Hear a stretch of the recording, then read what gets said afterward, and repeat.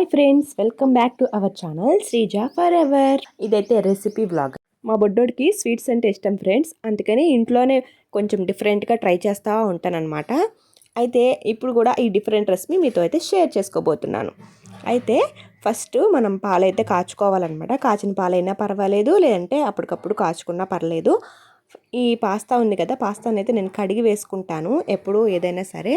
ఈ పాస్తా గొట్టాల్లో ఏమిటి ఉంటుందని భయం అనమాట, అందుకని కడిగి అయితే వేసుకుంటున్నాను అనమాట. ఎన్ని కావాలో అన్ని, మీరు ఎన్ని పాలు తీసుకుంటే దానికి సరిపడా చూసుకుని పాస్తా అయితే వేసుకోవాలన్నమాట.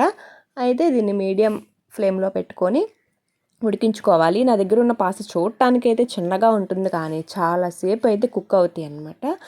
అయితే అవి కుక్ అయినాక మధ్యలో కొంచెం మరీ మెత్తగా కాకుండా మరీ గట్టిగా ఉండకుండా కొంచెం మీడియంగా ఉన్నప్పుడే ఇలా సేమియా ఉంటుంది కదా, నేను ఈ మధ్యన ఈ సేమియాని కూడా కడుగుతున్నాను ఫ్రెండ్స్. ఎందుకంటే ఈ మధ్యన ఒకసారి సేమియా ఇలా వేయంగానే దాంట్లో డస్ట్ అది పైకి తేలిందనమాట పాలల్లో. అందుకని అప్పటి నుంచి ఎందుకు వచ్చిన బాధలే అని ఒక్కసారి అయితే కడిగేసేసి ఈ సేమియాని కూడా నేనైతే మిల్క్లో అయితే యాడ్ చేసేస్తాను. ఇప్పుడు దీంట్లోకి నేను షుగర్ అండ్ బెల్లం అయితే వేస్తాను, స్వీట్కి సరిపడా. మా వాడు కొంచెం ఎక్కువ తింటాడు కాబట్టి స్వీట్ అనేది కొంచెం బెల్లంతోనే చేస్తానన్నమాట. బెల్లం కూడా సరిపోలేదు. ఒక్కోసారి ఏమవుతుందంటే స్వీటు బెల్లం ఎంత వేసినా సరే స్వీట్నెస్ రాదు. అందుకని నేను కొంచెం షుగర్ కూడా యాడ్ చేస్తాను. కొంచెం బెల్లం వేసి ఇంకొంచెం షుగర్ అయితే వేస్తానన్నమాట.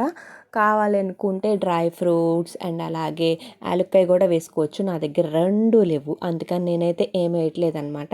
డ్రై ఫ్రూట్స్ ఏమో గీలో రోస్ట్ చేసుకుని చక్కగా వేసుకొని ఎంజాయ్ చేయొచ్చు. ఇదే కాకుండా ఇంకొకటి కూడా నేను దీంట్లో మిక్స్ చేయబోతున్నాను. అదేంటి అనుకుంటున్నారా? చూడండి, పాలు కొంచెం చిక్కగా ఉన్నాయి ఫ్రెండ్స్, అందుకని దీంట్లో కొంచెం అయితే వాటర్ అయితే యాడ్ చేస్తాను. మా వాడికి బెల్లం పరమాన్నం అంటే చాలా ఇష్టం అనమాట. ఒక్కోసారి ఆ బెల్లం పరమాన్నం క్రేవింగ్ వచ్చింది, అందుకని అప్పుడప్పుడు ఇలా చేస్తూ ఉంటాను. అంటే మనం కుక్ చేసుకున్న రైస్ ఉంటుంది కదా ఫ్రెండ్స్, దాన్ని నేను ఈ పాస్తా అండ్ సేమియా మిక్చర్ ఉంది కదా దాంట్లో అయితే వేస్తాను అనమాట. మీరు తీసుకున్న సేమియా అండ్ అలాగే పాస్తాను బట్టి ఈ రైస్ అనేది వేసుకోవాలి. మా వాడికి కొంచెం ఇష్టం కాబట్టి కొంచెం అవి తగ్గించి నేను ఈ రైస్ అనేది ఎక్కువ అయితే యాడ్ చేస్తాను. రైస్ అనేది మనం చేత్తో చక్కగా మెదుపుకుని వేసుకుంటే పొడి పొడిగా ఉంటుంది ఫ్రెండ్స్.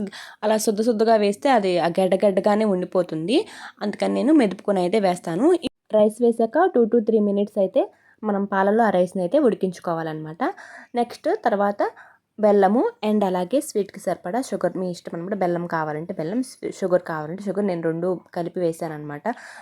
క్లిప్ ఎక్కడో పోయింది. ఇప్పుడు ఓకే ఫ్రెండ్స్, మొత్తం బెల్లం కూడా కరిగిపోయి చక్కగా సేమియా పాయసం రైస్ అయితే రెడీ అయిపోయింది. ఇప్పుడు మనం సర్వింగ్ బౌల్స్లో తీసుకుని స్పూన్తో మంచిగా ఎంజాయ్ చేసేయటమే.